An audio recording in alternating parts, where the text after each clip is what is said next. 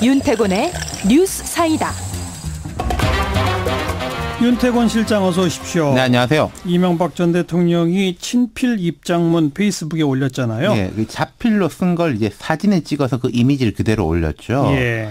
어제 밤 11시 5분쯤 구속영장이 발부됐습니다. 법원에서. 글이 올라온 시간은 11시 15분이에요. 예. 10분 상관이죠. 그 10분 사이에 글을 썼을 리는 없는 것이고 그 글에 보면은 작성 시각이 21일 새벽이라고 돼 있어요. 예. 그럼 이제 영장 실질 심사 끝나고 구속영장 발부된 22일 밤보다 하루 전이거든요. 예.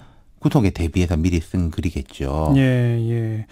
구인될 때는 아무 말도 없이 차에 올라타던데 네. 그래도 입장은 정리해 놔야 되겠다. 그렇죠. 차 타기 전에는 이제 뭐 카메라도 많고 기자들이 질문도 할 거고 하니까 자기가 하고 싶은 말이 제대로 전달되지 못할 가능성이 높잖아요. 그렇죠. 그러니까 미리 정리해서 이제 딱 그 시점에 내고 이제 들어간 거죠. 그 입장문을 좀 차근차근 읽어봅시다. 예. 네. 뭐 자기 소회를 이제 나름대로 소상히 털어놓았습니다. 예. 지금 이 시간 누굴 원망하기보다는 이 모든 것은 내 탓이라는 심정이고 자책감을 느낀다. 이게 모두인데 예. 몇 가지 포인트들이 보여요. 의혹을 뭐 대체로 인정하면서도 여러 단서들을 붙여놨습니다. 예. 뭐 과거 잘못된 관행을 절연하고 깨끗한 정치를 하고자 노력했지만 오늘날 국민 눈높이에 비춰보면 미흡한 부분이 없지 않았다. 이런 대목인데 예. 구체적인 언급은 없지만은 포괄적 인정이라고 해석할 수 있고 이것도 말하자면은 관행에서 자유롭지 못했는데 오늘날 기준에 걸렸다. 그런 얘기죠. 아까 뭐 이제 기자들 뭐 밥 사주고 이런 것도 나와 있지만은 구체적으로 들어가 보면은 예컨대 뇌물과 정치 자금 수수는 형량 차이가 매우 크거든요. 매우 크죠. 예. 아마 향후로 가면은 이제 이 전 대통령 측의 법정 대응 전략이 이 예. 글에서 살짝 이제 드러나 보인다는 거죠. 과거 관행에 따랐을 뿐이다라는 식으로 지금 기준으로 하니까 이게 뭐 예. 이렇지만은 과거에 뭐 그랬다 이런 거죠. 그리고 가족 이야기 부분도 한번 예. 읽어보죠. 지난 10개월 동안 견디기 힘든 고통을 겪었다. 가족들은 인륜이 파괴되는 아픔을 겪고 있고 휴일도 없이 일만 했던 사람들이 나로 인해 고통받는 것을 생각하면 잠을 이룰 수가 없다. 내가 구속됨으로써 나와 함께 일했던 사람들과 가족의 고통이 좀 더 덜어질 수 있었으면 좋겠다. 이렇게 말했는데 제가 한번 말씀드렸지 않습니까? 이 전 대통령이 딜레마적인 게 나는 모른다 이러면 부인 아들들이 다 다치고 예. 내가 다 받았다 이러면 자기 죄가 중요해지는 것이고 그렇죠. 가족들도 입장이 좀 난처하잖아요. 뭐 우리 아버지 갖다 줬다 이러기도. 예, 예. 이 상황 자체가 이제 괴로운 거죠. 그러면은 이걸 뭐 다 내가 인정한다라기보다는 본인이 구속됐으니까 가족들한테는 좀 더 따져 묻지 마라. 이제 그만 좀 예, 해라. 예, 이런 좀 관행적인 거, 인정에 예. 호소하는 거 예. 이런 포인트가 아닌가 싶어요. 근데 그러려면 이제 본인이 대답을 해야죠. 어쨌든 내가 구속됨으로써 함께 일했던 사람들과 가족의 고통이 좀 덜어질 수 있으면 좋겠다. 네. 이게 그런 표현이다. 그렇죠. 예.